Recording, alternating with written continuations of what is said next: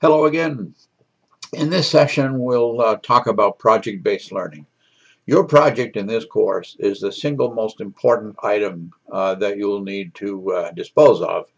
I'd like to begin by describing a similar course that I taught in Seoul, South Korea, and how a young fifth grade teacher there developed her project in response to some questions that I posed.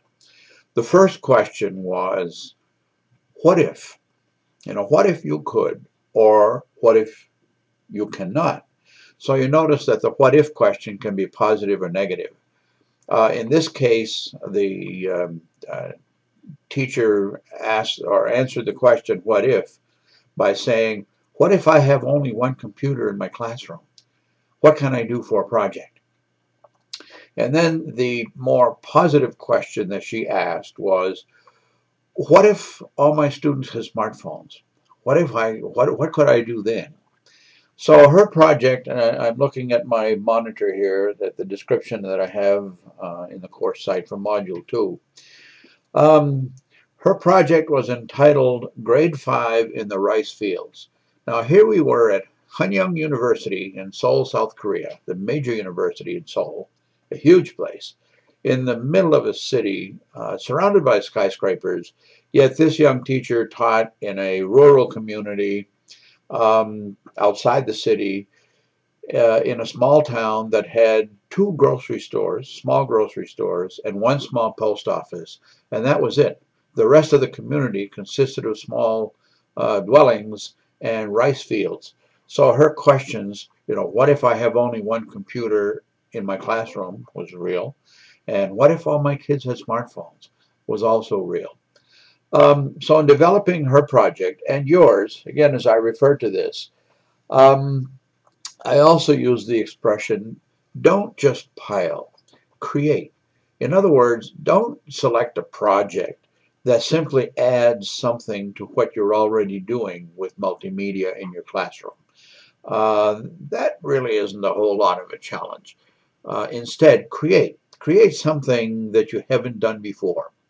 Now, also within that line of thinking, you remember the other day I started a video with a guitar, and I said, well, I'm not going to sing to you and not going to play the guitar, but I will refer to it a little later. My point was this, that if if you're a musician, if you're a guitar player, you know that the guitar strings are absolutely useless unless they're wound up pretty tight. In other words, a loose guitar string will do nothing, and one that is stretched beyond its capacity will also be useless. But the guitar string is most helpful when it has a good, healthy spring to it. Now, by the same token, I have here a rubber band. And I like to refer to project development in terms of a twang point. The rubber band right now is totally useless. Like, I can't do anything with it. On the other hand, if I stretch it beyond its capacity, I'll break it. That's not good either. But the rubber band itself is most useful when it has a good twang to it, when it's doing some work. And the same thing can be said of your projects.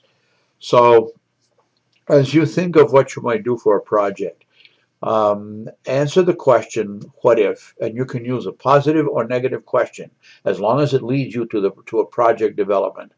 Also, think in terms of, do more than just pile on to what you're already doing. That's really not the best way to use technology and multimedia. Instead, create, do something different. The teacher in my example decided that she wanted her students to learn colors. And she knew that with only one computer in her classroom, that wouldn't be very much good.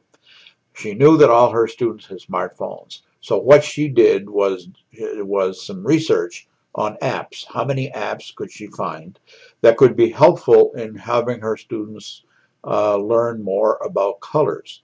In this case, I don't recall how many apps she found, but she selected 4 or 5 that these students could download onto their smartphones. In this case, since this was in Korea, Samsung, of course, is based there, and the phones were Galaxy S3s and S5s. rather than iPhones. But the same thing can be done with iPhones. So she researched the apps that are good for teaching colors, and excuse me, and had the students download those onto their phones. And that, in essence, became her project. Those were the answers to what if.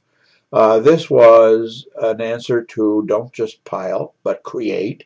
And this certainly provided a twang point for her because it changed entirely how she was going to teach about colors to fifth graders who are learning English as a second language. Great example. So again, as I look at this, your own projects should have some of those elements in them. So give that some thought. You'll be spending, there's no new content in this particular module except for a video I'd like you to see on personalized learning, and then a discussion forum where you will have to describe what you think you might like to develop for a project. Now, you don't have to have a clear answer at this point, but be thinking, develop some ideas or a concept. You know, what if, and you could describe a problem that you're facing, or what if you could, and describe that scenario. And don't worry about the technicalities of how you can pull this off. We'll deal with that in a day or two. So that's it for this module. That's the introduction. We're really talking about project-based learning. You do have a forum for your assignment, along with a brief video I'd like you to see. So I'm looking forward to the discussion forums for this module. I will engage with you on those. Please don't delay, because the sooner you post something in response to the question that you ask yourselves, then the sooner you can also interact with your colleagues about what they're thinking for in terms of a project. So that's it. Let's get started, and I'll see you online in the forum. Have a good one.